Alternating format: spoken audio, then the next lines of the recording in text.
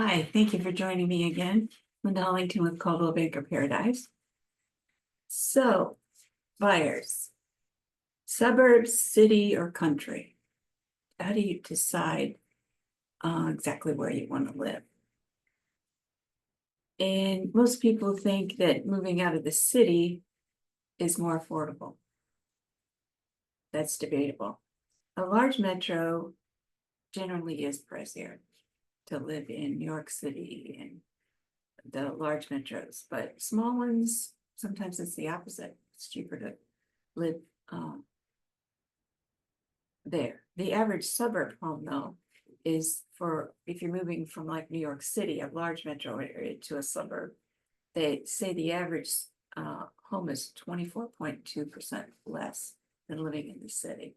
If it's a small metro area, your smaller towns that are, pretty good sized towns, but it's not quite the savings that it is. Commute versus public transportation. If you're living in the suburbs, you're going to have to commute back and forth if you work in town. That gets to be pretty pricey. In town, you have public transportation. And then you're sometimes looking at one car or two cars instead of just one car. That's a little pricier. The convenience of shopping. You have your shopping centers, your shopping malls out in the suburb areas. But it's not quite the shopping experience that you have in metro areas.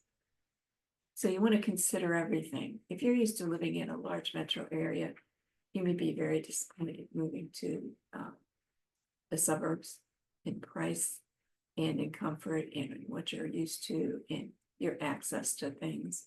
And then if you're in the country where it's quieter and less, complicated in ways, you might not like the busyness of the inner cities too. So you need to make sure that if you're considering these things as buyers, to visit these places and picture yourself living there. How does it feel? Do I feel safe here? Like I do at home? Am I comfortable? Is it quiet? Whatever it is that makes you feel at home.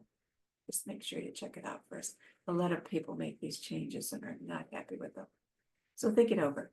Just something to think about. Talk to you again soon. Thank you for joining me.